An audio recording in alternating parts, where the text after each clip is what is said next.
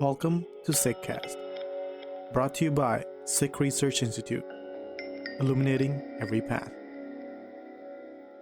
Hello, Guru Fateh. Welcome to the SikhCast. My name is Manpreet Singh. Thank you for being with us.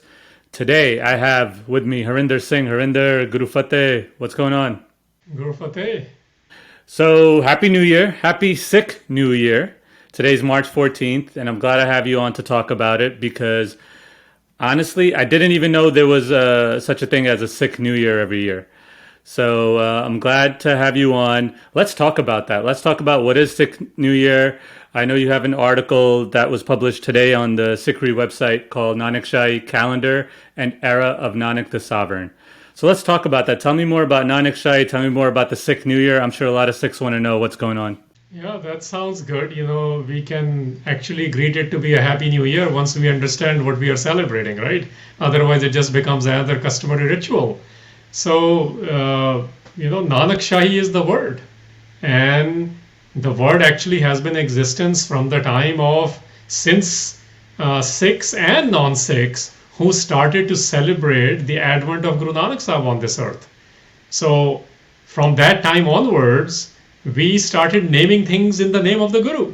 Whether it was the coin, whether it was the era, as we're going to talk about it, or whether it is even the bricks.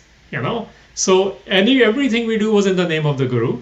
And Nanak Shah and Nanak Shahi, which comes from it, is about that. So Shah word is a Farsi word, a Persian word, which literally means a king. So it is an honorific title which people have been using in Iran and other places as well for either a prince or a king or an emperor or a lord, things of that nature. Interpretively, it means the ruler. In Sikh vocabulary, because we say Padshah, we use the word sovereign, just like the word Mahalla when it comes in Gurbani. It means sovereign. And so Nanak Shah, Nanak the ruler, Nanak the sovereign. And E at the end makes it something which belongs to that, right? So Nanak Shahi is the era of Guru Nanak, the sovereign. So Nanak Shahi can also be the year, the calendar, the brick, or whatever belongs to in the name of Guru Nanak Sahib. So when we say the year in the context of the year of Nanak Shah, when it makes it, for example, right now it's 553. Today is the starting of 553 Nanak Shahi. It means calendar which started with the advent of Guru Nanak Sahib, who is the sovereign who rules our heart, and we name this era, we name this calendar in the name of Guru Nanak. I didn't really, the word Nanakshahi, I think I first heard it when I wanted something, actually it just came to me right now, I was like, hey, I want to read a great Sikh history book, can you name one? And you're like, yeah, here it is, Percussions of History. And I'm like, where do I send the money? And you're like, nanakshahi.org or Nanakshahi somewhere. And I'm like, Nanakshahi, okay. That's the first time I heard of it. And I hear it here and there. I know we, SikhRI celebrated Nanakshahi 550 in a big way. But where did this word start in basically the Sikh language and the Punjabi culture? And when was it popularized? And when did it go away? Because when I talk to our family members or when I talk to other Sikhs, Nanakshahi is really not in their vocabulary. So when did this come about? That's a great point, and it's a great question as well. So look, I'll start with your reference. When I mentioned that to you, that Percussions of History book was published by the Nanakshahi Trust, which Devinder Pal and I, a good friend of mine, we started that. That was the first NGO we registered in Punjab when we started working together. And it was a predecessor to Punjab Digital Library now, which most people know. And we did it because we wanted to do in the name of Guru Nanak Sahib as well. So even the trust we said is going to be in the name of or in the era of Guru Nanak. And that's the idea. But the word has been around. When we look at, I think the most common word which most people have probably heard of, when Baba Banda Singh Bahadur established the Khalsa Raj in May 1710, he issued a coin. And that coin was called Nanakshahi Sikka. Sikka literally means coin. And that coin was released in the name of Guru Nanak and Guru Gobind Singh, in the name that Khalsa is establishing this in the city of peace. So that's probably the most famous articulation in 1710 when the coin was released, which called it the Nanakshahi Sikka.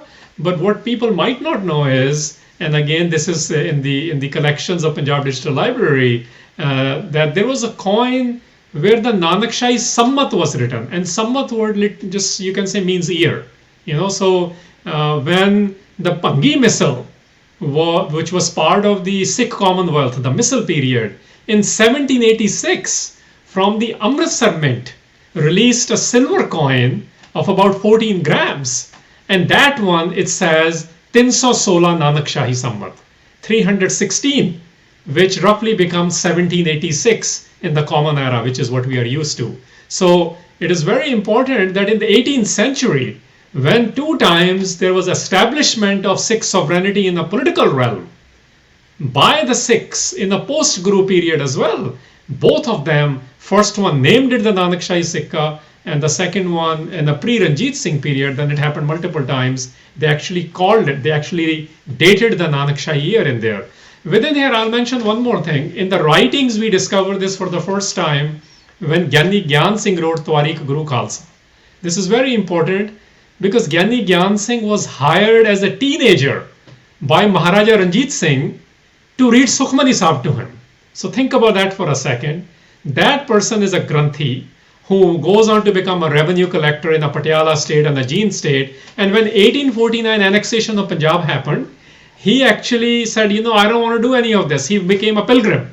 And he traveled from 1849 to 1857. He finally said, now it is time to write down our version, a Sikh version of the Sikh history. So when he writes Twarikh Guru Khalsa, where he starts from Guru Nanak all the way till the Ranjit Singh period, because that's his time when he's writing. So when he writes that book, in there, he starts to use the word Nanakshahi Sammat when he talks about Guru Ramdas Pasha's Prakash Purab, the day Guru Ramdas Pasha is born in Chuna Mandi. So he says, this is the year of the Vikrami, which was a Vikrami Sammat, Vikrami calendar year, which India still uses, parts of Indians still use, parts of Sikhs also still use, Hindus use, many calendars of India use that.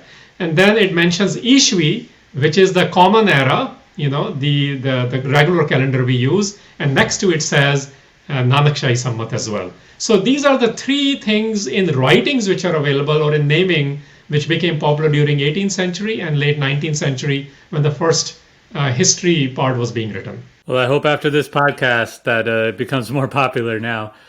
I don't want to get into the nitty gritty of the history of calendars. I know you know this, and if anyone wants to read about it, you could go on the SikhRI website. But talk about the Gregorian calendar, because I think this is the confusion, especially for people like me living in America. The Gregorian calendar and the Nanakshahi calendar, what's the difference? And then we'll get into how different dates are celebrated by different Sikhs. So I think before we get into that, it's important to also understand, let's talk about the Gregorian, for example. What is Gregorian calendar? Today, the calendar which the world is using for, let's say, almost all of the world is using the calendar. Like today we said March 14th, 2021. In Nanakshahi year, that becomes 1 Chet, 553. But we are referencing March 14th, 2021, because that's what we are used to. So this is the global calendar now. Whether you use Google calendars for yourself or whether you physically are still using calendars, these are the dates everyone is referencing. And not just Sikhs. The Hijris, the Islamic calendar, the Persian calendars, the Chinese calendars, the different Sammats, or including the Vikrami calendars of India, they all use this reference. So let's talk from that perspective, not just from an Indian perspective, which we'll get into a little later. So the global perspective is, look, this Gregorian calendar is called Gregorian calendar because its current form was corrected and revised under Pope Gregory. Yeah. So what had happened was, it's actually not a Gregorian calendar. It's a misnomer. Some people call it, when they write CE, it actually refers to Common Era now. It's not a Christian calendar. What it is it was, during Roman Empire, Julius Caesar, under him, they created the scientists, the mathematicians, the astrologers, the astronomers, and including, quote unquote, the priestly class. They all actually worked on it, and they created a calendar because we all need units of time to figure out, some referencing. And most units of time are based on either the sun or the moon and their movements thereof. So Basically, that was called Julian calendar. And Julian calendar does not start with the advent of Jesus of Nazareth, popularly Jesus Christ for those who call him a savior. It actually starts with Julius Caesar's era. So it is not a Christian calendar, but the church adopted that because it was a larger referencing even for their world during the Roman Empire as well. So when they adopted it, they faced similar things, like what we are facing, which they do celebrate the Gurpurab because the referencing was different. And they had an issue 400 years or so ago where Easter fell apart 13 days. It was a difference of 13 days. So they got the corrections done. And after that correction, it was called the Gregorian calendar. And that's the basis of our global calendar now. So it actually started out as a very secular calendar. The history of calendars is political empires decided the calendars. And then sometimes religion started the empires, but actually it was religions working with the political entities of the time who came up with the new calendars. So I want us to understand that this is not really about only the church or only the politics. They've always been together. They figure out how to mix into each other in order to create a popularity or in order to create a dominance. Same thing has happened with calendars. This is why there are different calendars in the world. And in that line of calendars, which started from a Babylonian period,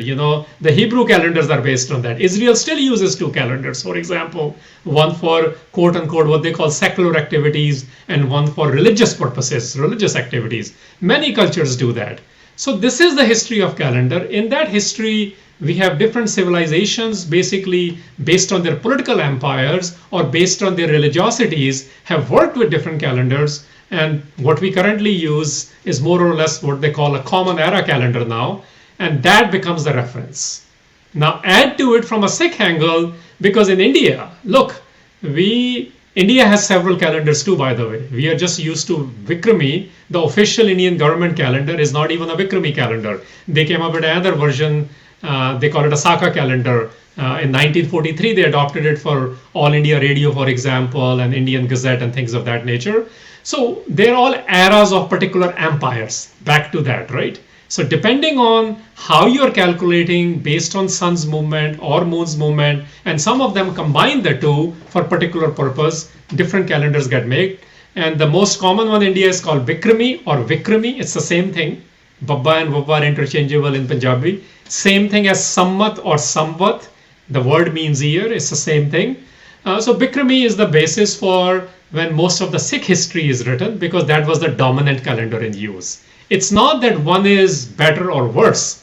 They're different referencing. That's good to know. And I think another thing that is good to know is in the Nanakshahi calendar, it might be in people's in their back of their brain somewhere, but I think it needs to be said. Where are we getting the names of these months from? So tell people that, because I don't think a lot of people know that they're actually in Gurbani. Yeah, so then why the Nanakshahi calendar? Well, if you believe that the era of Guru Nanak matters and we want to leave that just like our predecessors did, there was a complete clarity in Guru period. There was complete clarity in Banda Singh Bahadur's mind. There was a complete clarity in the Misal period. There was a complete clarity in Ranjit Singh period. There was complete clarity when the history of the Sikhs is being written, including by Gyani Gyan Singh. So it's not that we didn't have this. Somewhere in last 150 years, we lost it. And the reasons are primarily have to do with when you lose your sovereignty, many things change. So our calendars got subdued. Nobody talked about them. Our cultures, our gurdwaras, our rahats, the way we teach, the way we sing, the whole culture changed. So the Nanakshahi word got revised because of the 550 years of Guru Nanak. Let's also give credit to that. That only happened a couple of years ago. I think it became a global phenomenon again when we said Nanakshahi 550 or N550 everywhere. So the word got revived. The calendar part needs to be revived as well. And what we do know for sure in calendar is if you believe that Guru Nanak is the ruler and Nanak Raj Chalaya, as Gurbani says, then we must talk about this calendar as well. We must work with it. And in working with it, you basically have to come up with what does your year look like, some referencing. And there you have options. You can base it on what we now call the common era calendar. You can base it on other Vikrami calendars. Whatever you want to base it on, then you have options. Do you want to base it on sun's movement, moon's movement, or what they call lunisolar, which means some combination thereof. That part we leave it to mathematicians and scientists to figure out, because technically it has some calculation differences, but no calendar, absolutely no calendar, including the common era calendar, is perfect.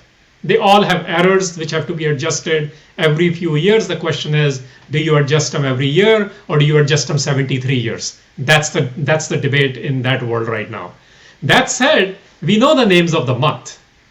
The names of the month in Guru Granth Sahib, there are two Baramas which actually tell us that the Sikh New Year for Guru Nanak Sahib and for Guru Arjan Sahib starts with Chet. We also have two Banis called Var Sat. Var is day and Sat is 7 days a week. In there, we know it starts with Aditwar, which contemporary Punjabi calls Atwar, and it ends with Shanichharwar, which contemporary Punjabi says Shanichharwar. So we do know the names of the days, we know the names of the months.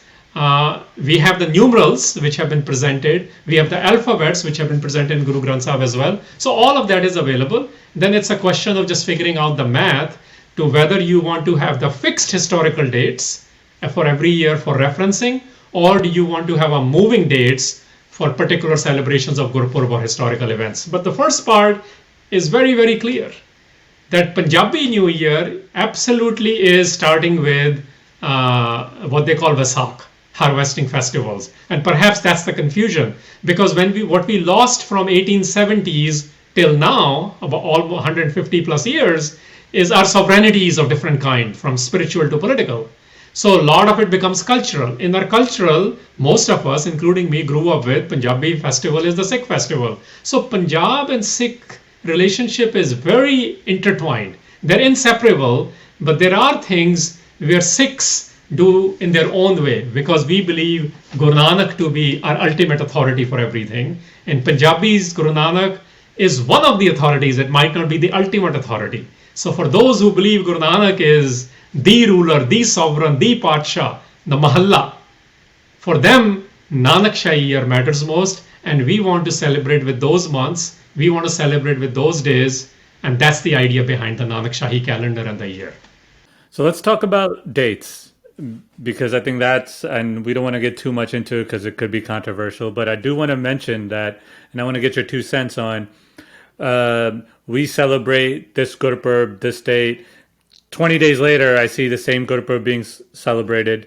So how do we fix this confusion? First of all, where did it come from? Is it because of all these different calendars everywhere, plus the cultural element? And what are we going to go about? Like, what do we do to go fix it? How do we get all Sikhs on the same page? Will they ever be on the same page? So I think that's a great question. And there is nothing wrong with having controversial discussion. In fact, that's where the healthy tensions need to be brought up. And what I want everyone to understand before we get into this is what I have talked about so far, which is calendar is a reference. And according to Gurbani, and this is something we need to really understand, the world religions and cultures have days and months and times which they consider to be bad, quote unquote. They consider to be bad omen or not as religious, or they believe those times are cursed. These are the words globally many religions and belief systems believe, even today. That's why they do certain things on certain months and certain days. And some of that has crept into SikhRI. So what I want to mention is, in Sikh calendar, in Sikh paradigm born out of Ik Oankar, there is no such thing. So firstly, we have no moment which is unauspicious. We have no moment which is more pure than the other. No month, no day, none of that. Like I grew up with people saying, oh, on Saturdays you don't wash hair. Because that's not a Sikh thing. That's a particular mindset with particular ritualism, because Sunny Devta might get upset, that kind of stuff in Indologies. So what I want to stress, based on Guru Granth Sahib, only that moment, and these are the moments of time, by the way. When you got the word Muhurat or Murat, it's a moment of time. The word Kadi is a moment of time. So it starts with Pal to Muhurats to Kadis to the Pahars. These are more measurements of time in Indian calendars. And what Guru Granth Sahib is saying very clearly throughout multiple shabads, that only that moment is great when I am connected with you. There is no other moment. because of its location or referencing that it is bad. So a lot of Punjabis and Indians don't get married in a certain months. Sikhs don't have an issue with it. Certain people don't get married if the certain time passes. We don't have issues with it, although some do. I'm talking from a SikhRI angle. Culturally, many people have many issues because they have not understood this. So given that we don't have issue with any reference, it actually makes no difference as to when we commemorate what. Really, it's a utilitarian question, an historicity question. It's a question of whether we want to maintain one common era in reference to Nanakshahi or one Bikrami in reference to Nanakshahi. And that's really where the debate is. That's why, and by the way, world deals with this. The Muslim community deals with it. That's why you will see Ramadan or Ramzan, depending on where you are in the world. Sometimes it comes in summer, sometimes comes in winter. This is why in the Sikh world, you will see it in the same common era calendar. You might have Guru Gobind Pasha's Gurpurb twice and one time none. This is why you have moving dates, because they're working with a different referencing system. It has nothing to do with auspiciousness of the time or omenness of the time. It has everything to do with in which referencing are you trying to locate the historicity so we can create these commemorations. So let me pause there because that was the back end of it and see if this works, and then we can go to the next part of it. So the next part, I want to talk about significant dates. I'm glad that you mentioned not washing hair because everyone grows up with those things. But let's get into some dates and which are significant, because you do mention some historical dates in the article. So I want to get to those. But also, is it more for us that Sikhs need to remember why you're celebrating and what you're celebrating? Because just like I'm sure a lot of Christians know, but a lot of people know now, especially in this world of Google and information is at your fingertips, like Jesus was not born December 25th, but at least they celebrate his birth and they commemorate him on December 25th. They have a date. So is it more for us to don't get bogged down if it was the 13th, 14th, or 15th? It's more about what are you doing and what are you celebrating? Absolutely. And I think this is something we need to realize. There is always going to be a debate. And the question is, don't get worked up about this debate. Like this Nanakshahi calendar debate has only occurred among Sikhs in last 20 years more. The work started on specificity of the calendar, not the naming of the calendar, not that we need the calendar, but how do we create a better referencing. The work has only happened in the last 30 years. And, two of the individuals, actually, Mr. Purewal, who drafted this, Pal Singh Purewal, and then also people who were critiqued that, Anurag Singh, for example, from Ludhiana is the one who's critiqued it, and then Pal Singh Purewal is Edmonton based, who drafted it. I've talked with both. There's a complete agreement that Sikhs should have their own calendar. The question really is on what referencing to use. So what I want to say is, look, even Jesus wasn't even born 2000 years ago. That's a Julian calendar. The church accepted that this is how, when they want to celebrate, for whatever reasons, they came up with their own reasons, right? It took them 200 to 400 year difference in that many a time. So other things is, so similarly, we are going through that kind of a pain. This is a very small pain. It just requires agreeing upon certain parameters. There is a vast agreement. There is a complete agreement on why we need it. There's a complete agreement on the naming of not just the year, months, as well as the days. There is a referencing disagreement as to how to deal with it. Okay, that said, let's answer your question. So yes, so for example, today is 1 Chet, in 553, which becomes 14th March 2021.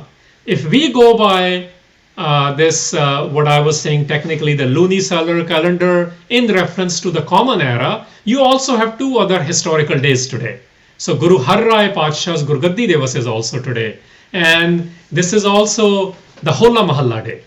So if you go by the Gregorian referencing of that, or what I'm saying common era referencing, that's the day. But if you stick to the Bikrami Samvat, which is a different referencing, historical referencing what Sikhs have been using, then Hola Mahalla will be, actually I'm trying to recall the date, it will show up on 29th March because it's on 16th Chet. And Gurgaddi Devas for the 7th Parsha will show up on 29th April, which is 27th Chet. So that's the difference. The months and the dates of the Gurpurab, they get shifted because of the referencing. If we want fixed dates, then we need to work with more common era systems. If we want to have multiplicity of the dates, then they will be shifting every year as well. So the fixed dates, just so I want to leave people too with some fixed dates. So every year, March 14th is the new year. It's one Chet. That will never change. March 14th will stay. Are there any other Sikh dates in mind that will always stay, or will this be, others will be shifted? Everything will be shifting. I think the confusion might be coming because there was a Nanakshahi calendar which was presented, accepted by SGPC, adopted by SGPCs, furthered, then it got revised, then it got changed, and then they kept the name Nanakshahi, but they changed it to back to the Vikrami angles. And those are what I call games between, just like church had its games, our own conglomerate of Akalis and SGPCs and DSGMCs and the Jathedars and the Akal Takhts and the Sant Samaj, they also have their own games. And we know this is not peculiar to only calendar. It actually affects the larger, even the definition of a Sikh, including many things we are dealing with, from Sarbat Khalsas to how to even have authentic version of Guru Granth Sahib. So this is part of that game, it's a smaller game. And I want to not touch upon that because you and I can't change this game. What we can change is that Nanakshahi, there's a complete agreement on. At least let's start saying, so one Chet will never change. Manpreet, that's what I'm trying to say. One Chet, what it becomes, I think there's a larger agreement, let's keep that to March 14th. But everything else, depending on how you're referencing, will change. So in the original draft, they had agreed that because of the larger traditional sort of celebrations, they had agreed, let's not fix the dates of Guru Nanak Pasha's Prakash Purab and Hola Mahalla and Diwali, for example, right? And although even SGPC's own site, even if you go there today, I actually did that a few moments ago, and I went on their site and it very clearly says April 15th is Guru Nanak Pasha's Prakash Purab. But we have been celebrating it on Kaptak Di Puranmashi, which puts it somewhere in November timeframe. Again, this is not about when to celebrate. This debate is not new. Even 100 years ago, there was a book written, Kaptak Ke Vaisakh, by historian Karam Singh. So these debates will continue. What I want you and I and people who are interested in learning about this is that it's purely a referencing issue.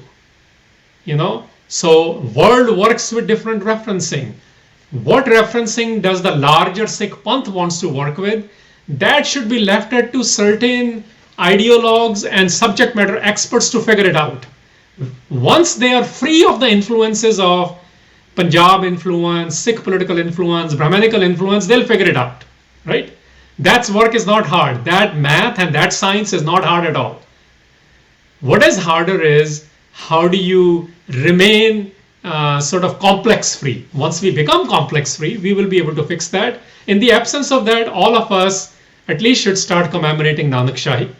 We must know that one Chet, March 14th, is a Nanakshahi New Year. There's no disagreement there. So let's do that. Let's remind people what Nanakshahi is. Have a conversation in your homes, in your organizations. Make it a day off. Make it about reflecting on why is Guru Nanak Sahib the sovereign? Because we don't reflect on that. We keep reducing Guru Nanak Sahib to be a spiritualist.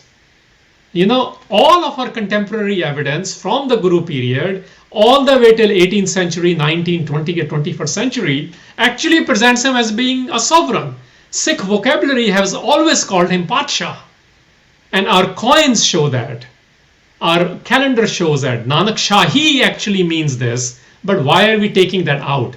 Which is why we are in this kind of a debate we are caught up in. But the way to come out of it is start commemorating it, start taking a day off if you can, start using it for the reflections on the rule of Guru Nanak, the Raj of Guru Nanak Sahib, and how to make that Raj, that year, that remembrance, that Simran and the Naam culture of Guru Nanak to make our localities better egalitarian societies. That's what Nanakshahi is about. So Harinder, I think you kind of said it, but I'll give it back to you in 1 second. Appreciate you writing this, appreciate you talking about it, because as much as I know in my circle, a lot of people don't know this. So if any Sikhs out there born on March 14th, you will always remember this date. It is Happy New Year. So last year, and we're kind of dealing with this still, but I think hopefully it's on the decline. COVID took over the year. The whole year was kind of crazy and topsy-turvy. So now we have a whole new year beginning. And in America, at least, it's very popular to have New Year resolutions. So give me your take on the New Year is beginning for Sikhs. There's so much going on in the world. Farmers' protest is happening. Let's not forget that either. How do you feel about the year? Talk about resolutions and close it up for us. Sure. I think this is where I want to bring it back to Guru Granth Sahib, the Bani, the Shabad. That's where the wisdom is, right? So when Guru Sahibs and Pagats and the Pats are writing about these things, what do they call, they use the word Pala. That what is the Pala time, the pleasant or the beautiful time? What is the Paleri Ruth? These are the words of Guru Granth Sahib, right? So, and they say that day, soi dina sohavda, or even in the nice season, we all like springs. It says, well, jit din visare par brahm, fit paleri ruth. Even the pleasant season becomes, cursed, if I'm being harsh, but it's saying, jimme Punjabi na fitte muh. It's that. So, it's not worth even staying in a pleasant physical season if the day is passed in forgetfulness. So the resolution for Sikhs is only one: to remain connected. To remain connected at all moments and all time, in any fortnight, at any moment, at any day. That's the resolution for us. And the way to do that, and this is where perhaps the hope comes in, and the ask is, like the effort part which we are supposed to be making, is basically, if you want to make Be Das Maha, Be Das is Be is 2 and Das is 10. So 12 Maha, the 12 months, that's the line. Be Das Maha Rutti Thitti Var Pale, Kadi Murat Pal Sache Aaye Sahaj Mile. He says the way you know that all your 12 months are going to be great and pleasant, all seasons will be present. Even if you work by the lunar calendar, and this is why Gurbani says Thitti is a lunar day. Eventually when they get combined, they're called Masya, Sangran, Puran, Masi. They're based on that. He says if you use the lunar day system, even that, if you use a daily or weekly, when you say 52 weeks, all of them are pleasant. But how will you make them pleasant? That's the question. He says the way you will make all of them pleasant for you, including the whole year then, because a collection of all these is a year, is when you, every moment, when you bring Sache Sahaj Mile, when the eternal is meeting you, you are one with the eternal. You feel the presence of the eternal, the Eko Ankar. And you feel that not because you're making effort now, but it has happened Sahaje. It has happened habitually, naturally, effortlessly. It is a state of existence. That's what Sahaj is. So the resolution is to make every moment a pleasant moment. And the way you know you have made it pleasant is that now it doesn't take effort. It is happening naturally. And they're great words to live by and great words to start the new year. I appreciate your time, man. Thanks for letting us know, and thanks for letting all the Sikhs know about this date. And hopefully we will start saying Happy New Year to each other every March 14th. Appreciate your time. Appreciate you coming on the podcast. Vaheguru Ka Khalsa, Vaheguru Ji Ki Fateh. Guru Fateh. You are listening to SikhCast by Sikh Research Institute, illuminating every path.